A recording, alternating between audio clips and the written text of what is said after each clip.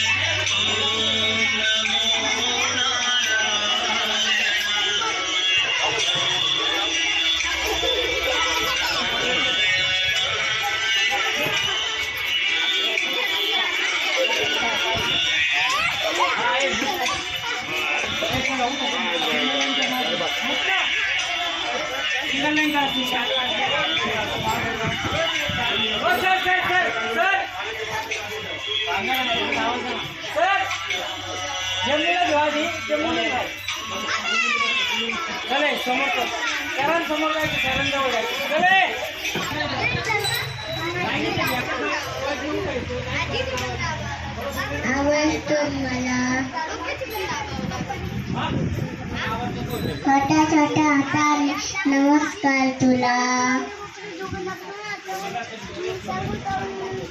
आजी देवी छान छान मला. आजी दिदी पाय दाबायचं चालू ठेवायचंय. पापा दिले सेवा करा आजींची. दोन्ही हाताने आजी बाबा दिले.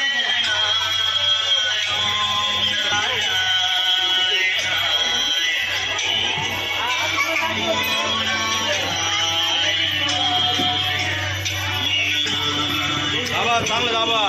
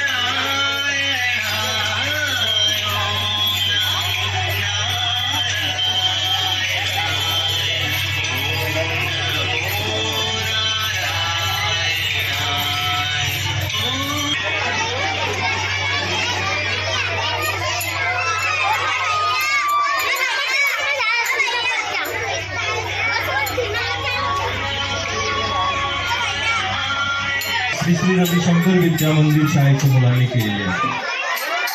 सर्वांचं या ठिकाणी खूप खूप स्वागत आहे, खूप खूप आभार आहेत. आपल्याला सरांनी या ठिकाणी ही संधी दिली, त्या दाम्पत्यांचं देखील या ठिकाणी खूप कौतुक करावं तेवढं थोडंच आहे. त्या दाम्पत्याने काळाराम मंदिरामागे वार्ड नंबर 7 मध्ये वृद्धाश्रमाला सुरुवात केली. त्यावेळेस आम्ही प्रकाश काका बडजाते आणि आम्ही काही आर्ट ऑफ लिव्हिंगचे कार्यकर्ते असं एकत्रित येऊन त्यांना आम्ही बेडशीट असेल किंवा इतर काही चादरी असतील त्याचं वाटप केलेलं होतं. म्हणजे दिवाळीचाच काळ होता तो, म्हणजे तो काळ मला अजूनही आठवतो. तर हे जे ऋणानुबंध आहेत हे कायमस्वरूपी राहणार आहेत आणि ही परंपरा ह्या छोट्याशा मुलांना देखील या ठिकाणी तुमच्या समोर दिसलेली आहे. यांना सुद्धा त्यातून फार मोठा बोध हा मिळणार आहे आजच्या या सेवेतून.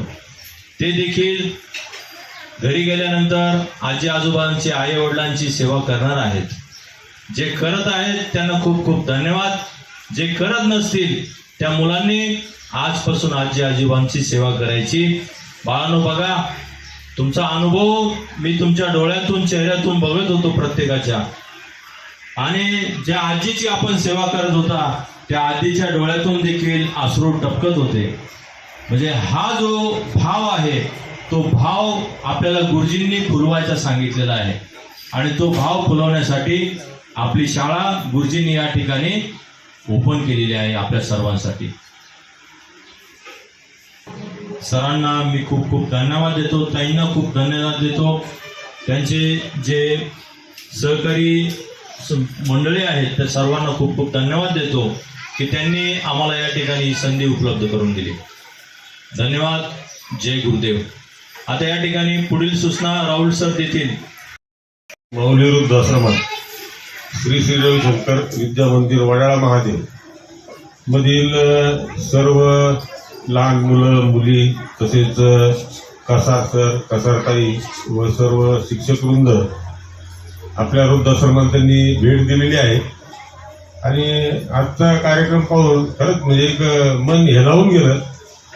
तर खरं तर असे संस्कार जर प्रत्येक मुलांवर मुलींवर जर घडले तर निश्चितच वृद्धाश्रमाची संख्या कमी होतील, त्यातल्या आजी आजोबांची संख्या कमी होतील.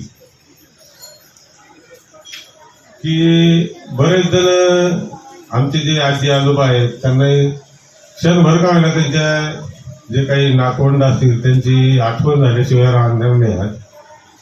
आणि निश्चितच त्यांना सरांनी जसं सांगितलं की हातपाय दाबताना पाहिल्यावर खरंच अक्षरशः डोळ्यातून पाणी येतं. की प्रत्येक शाळेमध्ये जर असे संस्कार घडले मुलांवर मुलींवर तर निश्चितच चांगलं काम होईल. एकत्र कुटुंब राहण्यामध्ये यामध्ये मदत होईल. आणि कायम कसार सरांनी पूर्वीपासून आपले 2017 पासून आमचं वृद्धाश्रम चालू आहे तेव्हापासून त्यांनी आम्हाला काही बेडशीट काही चादरी दिलेले अजूनही ते आमच्याकडे आहे. काही कार्यक्रम असले आम्ही ते काढतो. आणि निश्चितच गुरुदेवांनी जे शाळा काढून एक चांगला उपक्रम चालू केलेला आहे. मुलांना संस्कार त्यामध्ये घडतात. म्हणायची आहे. कोणती प्रार्थना आहे? किती जणांची पाठ आहे? सगळ्यांचीच पाठ आहे. हा, हात जोडा. ओम म्हणायचं, तुम्ही म्हणायचं.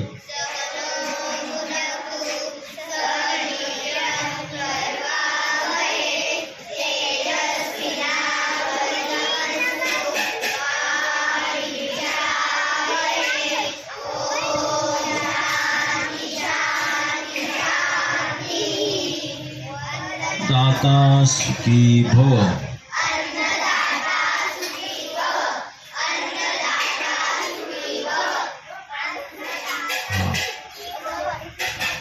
बोला पुंडलिका वरदेव हरी विठ्ठल श्री ज्ञानदेव तुकाराम पंढरीनाथ भगवान की. माऊली ज्ञानेश्वर महाराज की, जगद्गुरु तुकाराम महाराज की, बोलो रे भाई सब संतन की, जोर से बोलो जय गुरुदेव। आता प्रसाद घ्यायला काहीच हरकत नाही. हा, आणि साबुदाणा खिचडी आहे. खिचडीचा एक कण सुद्धा आपल्याला खाली पडलेला आवडणार नाही. भरून घे, भरून घे आणि ते खाऊन घे. भरून घे आणि ते खाऊन घे. तो प्रसाद आहे. एक कण सुद्धा आपल्याला खाली टाकायचा नाही. हा, त्याच्यासाठी ते द्रोण तुम्ही डाव्या हाताने वर जर धरलं तरी चालेल. हा, असं हातात धरा, डाव्या हाताने आपल्या चेहऱ्याजवळ धरा, म्हणजे ते पडणार नाही खाली. हा, एक कण सुद्धा खाली पडलेलं नकोय. कारण या आजी आजोबांना आपण साफसफाई करायला लावायचं का आपण गेल्यावर? नाही ना. मग आणि प्रसाद घेताना बोलायचं नाही बिलकुल. कोण बोलतो रे? हा, प्रसाद खायचं फक्त, बोलायचं नाही. फर्स्ट स्टँडर्ड आणि थर्ड स्टँडर्ड एका बसमध्ये जाणार.